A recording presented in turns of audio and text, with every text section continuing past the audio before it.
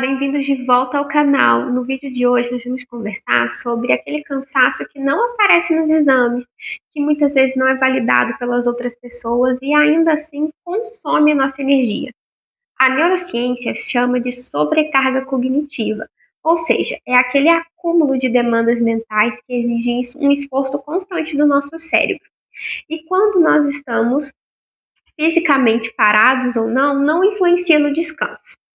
O que nós estamos falando aqui? Que as atividades de planejar, lembrar, organizar, resolver estão associadas às funções executivas do cérebro e isso demanda energia do nosso cérebro. E quando nós lembramos do que precisa ser feito, nos antecipamos para que algum problema não ocorra, nós estamos também trabalhando e gastando uma energia. E quando a gente faz isso constantemente, nós acabamos por esgotar energias que podem ser utilizadas em outras funções, como a nossa memória, como a nossa capacidade criativa. E esse acúmulo vai gerando estresse, dificuldade de concentração, insônia, irritabilidade, lapsos de memória. Então, o nosso cérebro, ele tem sim, obviamente, plasticidade, né? Então, ele vai se adaptar, ele vai se organizar, mas ele está sempre respondendo ao ambiente. E quando a gente vive em constante hipervigilância, nós estamos também sobrecarregando o nosso sistema nervoso. E quando isso acontece, o cérebro começa a economizar energia das funções mais refinadas, por exemplo, como criatividade e organização do pensamento. E por que isso é relevante? Porque, historicamente, quando a gente está falando do papel da mulher na família, ele está muito associado ao cuidado. Então, eu te aconselho a pesquisar sobre economia do cuidado, mas nós não vamos falar sobre isso. Gente, e cuidar, na minha percepção, é sim um privilégio. Você ter uma família, você estar em um ambiente em que você se sente feliz e amparado por essa família, você poder cuidar das pessoas é um privilégio. O que acontece é que muitas vezes a gente se coloca também em um lugar de autorresponsabilização por tudo e por todos. Em alguns casos, não é assim. A mulher é jogada, né, nesse lugar de responsabilização pelos outros, pelos seus companheiros, por outros familiares ou pelas próprias circunstâncias da vida. O que eu quero dizer é que existem diferentes contextos, mas isso não significa que nesses diferentes contextos, independente se você trabalha fora ou se você trabalha dentro de casa, ou se você tem uma pessoa com quem você está num relacionamento, esse relacionamento é saudável, você divide as demandas, né? O que eu quero dizer é que historicamente nós fomos educadas, e isso vem, ó, muito antes da era vitoriana, desde a Idade Média, a nos preocuparmos constantemente com o cuidado. E essa preocupação, ela tem um preço. Eu não estou dizendo para você que você tem que não se preocupar. É óbvio, né, que quando a gente ama, a gente quer zelar por uma pessoa, pelos nossos familiares, isso é muito positivo. O que eu estou querendo dizer é que às vezes chega num nível em que você não se sente responsável, não é responsável não, você não se sente mais apta a ter momentos de descanso, porque você está sempre planejando. Então, também tem a questão histórica, né, de que como a gente assume, as mulheres assumem esse papel de planejamento, de organização, de cuidado, a balança fica às vezes um pouco desigual. É como se a gente quisesse ter o controle de todos os passos do futuro. Então, a gente está sempre tentando é, interceptar algo ruim que possa vir a acontecer. Isso dispara a nossa ansiedade. Quando a pessoa já tem um problema crônico de ansiedade, esse cansaço mental vai ser ainda maior. Então, quando a gente pensa, por exemplo, numa festa infantil. Geralmente, né, a mãe, a mulher, as avós, as tias, elas estão lá se preocupando com o docinho, se preocupando com a lembrancinha. Quando a gente pensa, por exemplo, mudança de estação, né? Nem mudou a estação, mas a mãe, a mulher já está preocupada em trocar, por exemplo, as roupas, né, dos filhos, porque sabe que eles vão, já cresceram, já perderam as roupas de frio. A gente se preocupa às vezes com a vacina do cachorro. Aí é a feira da semana que precisa estar mais equilibrada para que as pessoas da família tenham ali uma alimentação mais saudável. É as consultas que você não pode perder. É o calendário de vacinação.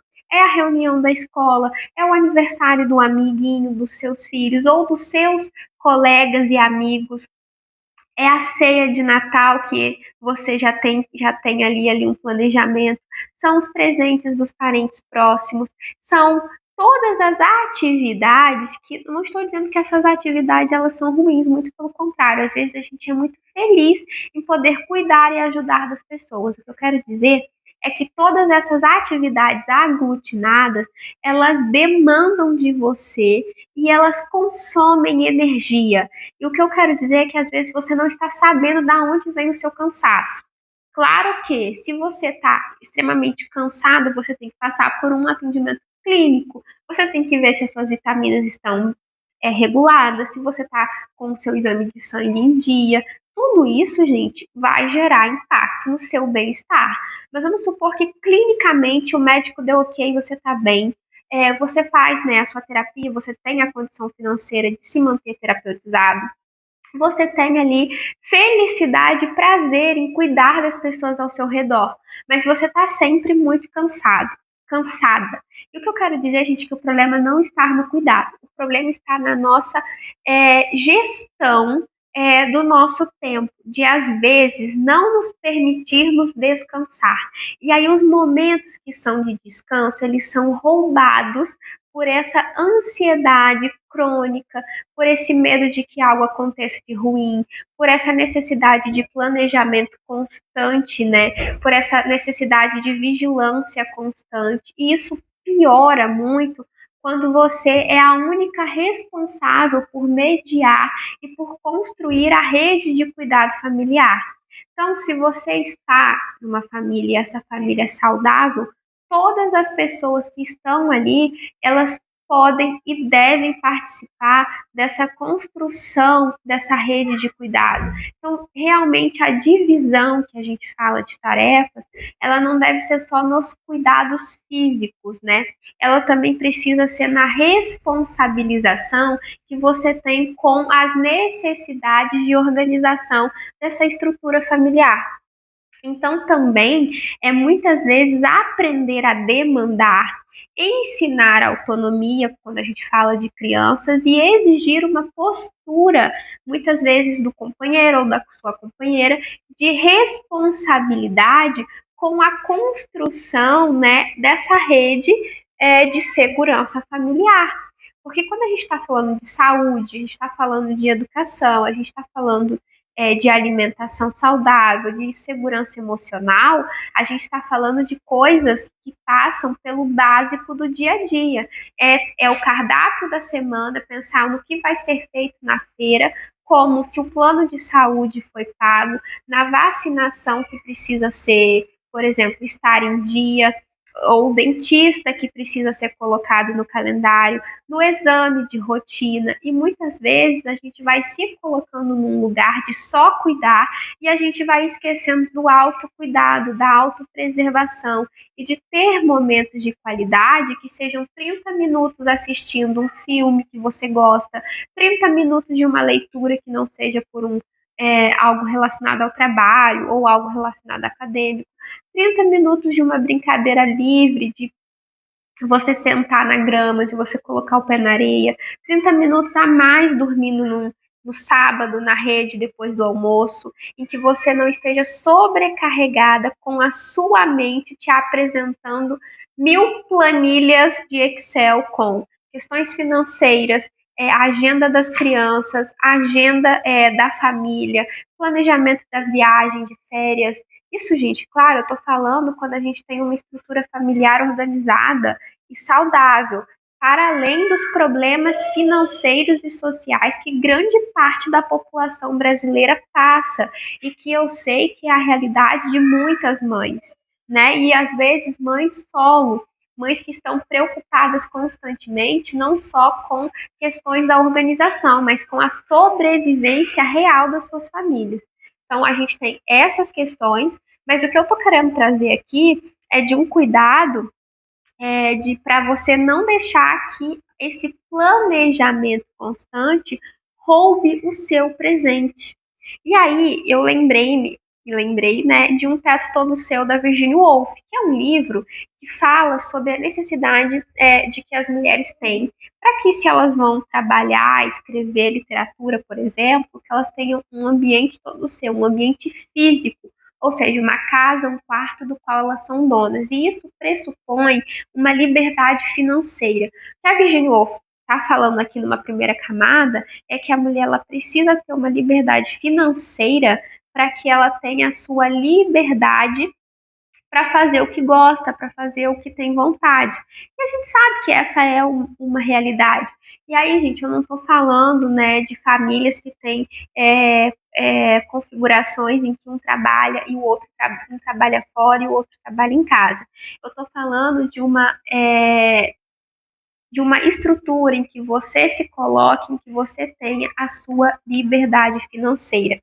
Mas eu assisti um podcast, ouvi, né, um podcast esses dias, eu vou tentar colocar o link aqui, que falava, né, que a moça que estava dando a entrevista, não vou lembrar o nome dela, ela tá retraduzindo Um Teto Todo Seu e acho que ela vai mudar o título para Um Espaço Só para Mim.